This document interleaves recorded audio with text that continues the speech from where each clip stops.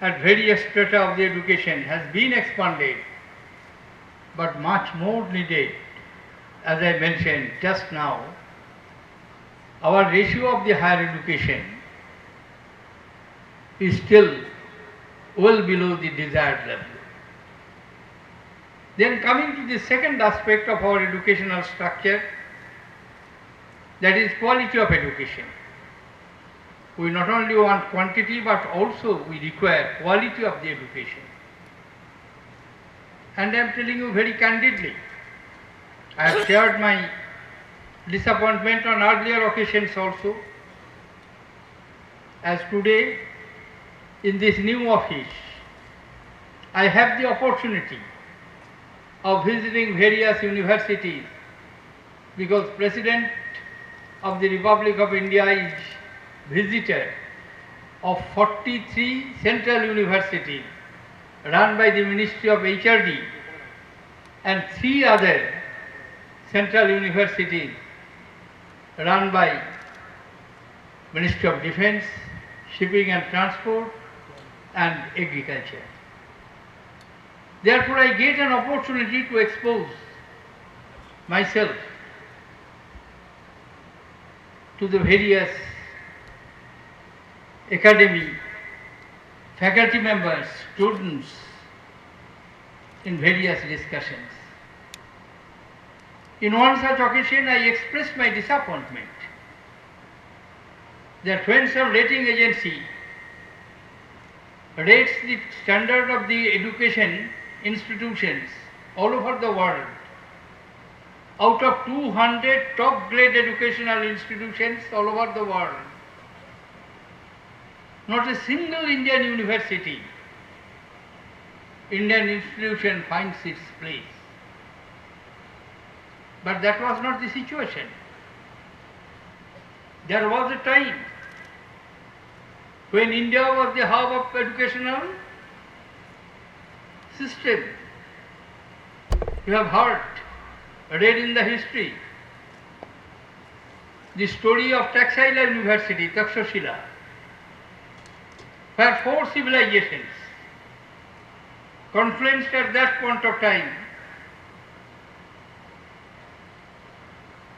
Greek civilization, Persian civilization, Indian civilization, Chinese civilization. There is no more Taxila, it is in ruins. Nalanda University, which was established in 425 AD, much later than Taxila, of course, but well ahead of Oxford. Oxford was established in 1167, much ahead of Al-Azhar, the most distinguished university of Cairo, which was established in 972 AD. The first European university, Bologna in Italy, was established in 1088 AD. But Nalanda was destroyed in 12th century AD. Not only Nalanda, Taxila, Nalanda, Vikramshila, Odonpuri, Sombiha, the hubs of education. Chinese scholars used to come, Greek scholars used to come, carry on education, carried on manuscripts, huge manuscripts from India, from the scholars. I do believe that yes, if we make efforts, we can get back to those glorious days. It is not that there is a lack of talent. In the recent years, 4 Indian students who graduated from Indian universities, they obtained Nobel Prizes for original research work. and it is not of the past century. Of course, it is of 20th century, but after independence. All of them were graduated after independence. Amartya Sen, Chandrasekhar, and two other eminent scientists who obtained Nobel Prizes working in the universities abroad. Why is it that an Indian scholar, an Indian student, an Indian researcher will not get a Nobel Prize doing his original work in Indian university? 83 years have passed since C.V. Raman obtained Nobel Prize in Physics, working in an extremely difficult situation in Calcutta University in pre-independent days. After that, we have not got anyone who got Nobel Prize. It is a recognition by working in Indian universities. Therefore, we have merits. We have merit in the teachers. We have merit in the students. What is required to coordinate and to put them in proper perspective, to create the conducive atmosphere where the latent talent of a student could be allowed to be fulfilled, to be blossomed. Therefore, what is needed to my mind? We shall have to carry on these physical expansions. I am happy that the country has taken a decision to earmark 6% of its GDP for education. Therefore, there will be more and more expansions. Salaries at other parts of the teaching community are also being increased. But much more is to be done on innovation, on research. And here I do feel nowadays in economic terms and jargons, more than often we talk of people-public partnership, private sector, public sector partnership. Here I want partnership of all the stakeholders, teachers, government and private industries. Huge amount of money is being spent in the research and development by the foreign corporate sectors. Recently a study has been conducted that which are the corporate sectors, which companies are taking initiatives in innovations.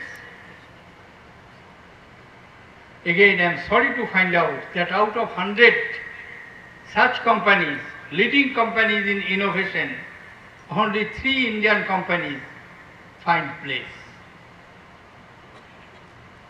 Spending in innovation, spending in research does not bring money overnight, but the investment which is being created there pays rich dividend in future.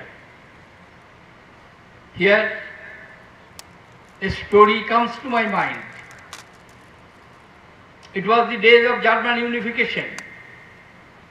Under Prussian leadership, after the winning of 2 battles, Battle of Sedan and Battle of Sadowa, when in 1871, Bismarck, the modern architect of unified Germany in the 19th century, he was invited by leading German industrialists to visit his research laboratory. A Chancellor Bismarck visited and he asked a researcher, how much you are spending on your research work? He gave a figure. Bismarck again asked, how much do you expect to have returned? The researcher replied, 99% may be considered as wasteful expenditure from viewpoint of investment. But Mr. Chancellor, I can tell you 1% investment will bring return to such an extent that the loss made on 99% investment will be recouped. It happened. Germany emerged within 30 years as the most leading industrial country in the world, and still today, even after devastation of two world wars, 1914 and 1939, Germany is one of the top leading industrialized countries in the world. Therefore, my respectful submission to this very distinguished gathering would be, please take a leadership in providing innovation, encouraging innovation, even at the downstream, at the grassroots level. Recently I had the opportunity of visiting a central university in the northeastern region to open the Innovation Club, and I had the opportunity of interacting with some of the grassroots level innovators. They have the talent, they have the intelligence, they can innovate, but innovation needs to be backed by technology, marketing facilities, and there the industry and government can act as the mentor. Therefore, the industrial incubation of these type of initiatives are to be encouraged. I have no doubt. This area, Latur,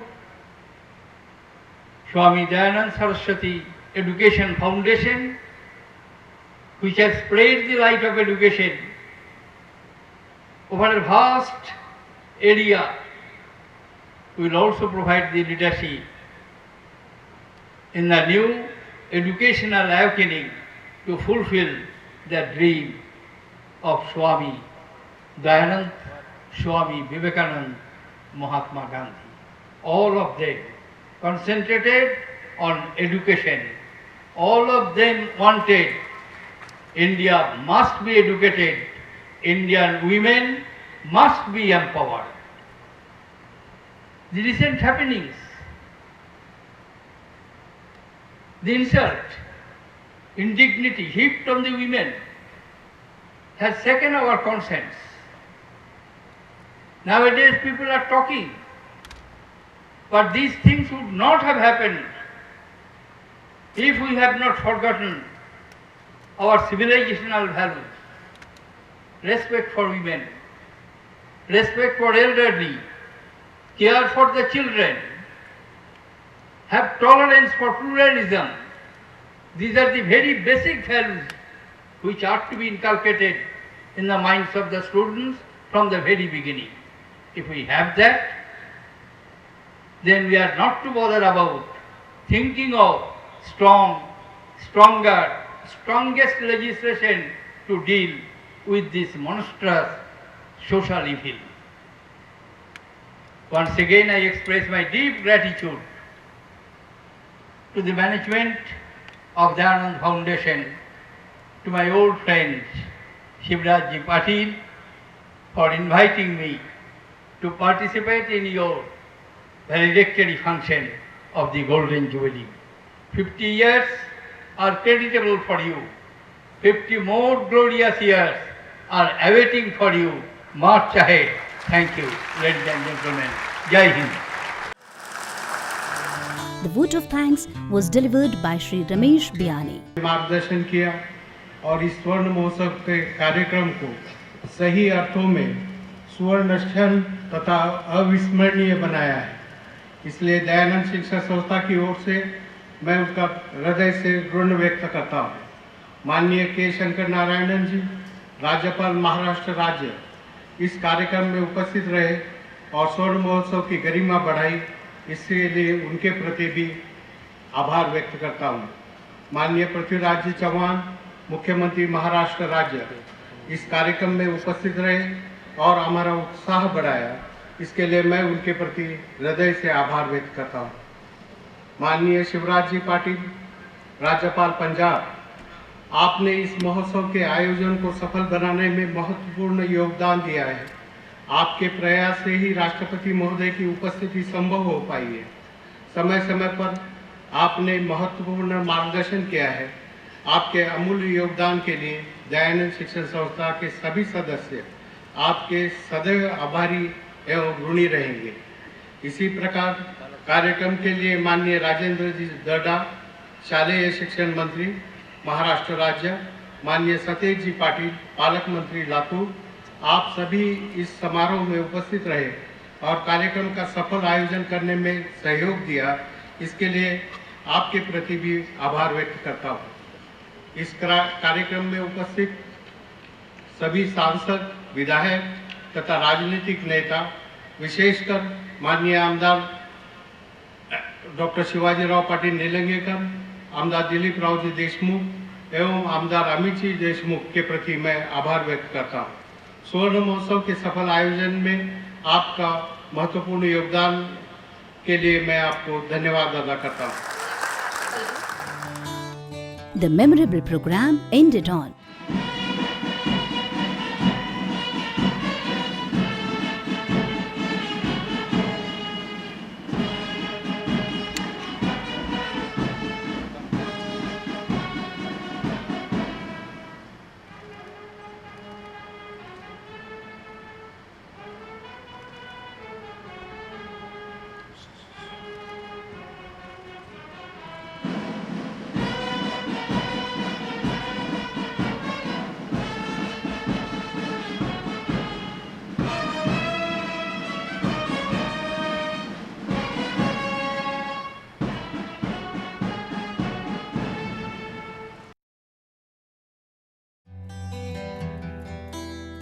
Chairman of the Society Shri Lakshmi Ramanji Lahoti and all the office bearers are keeping no stone unturned in taking the organization ahead on the path in making commercial and employment-oriented society.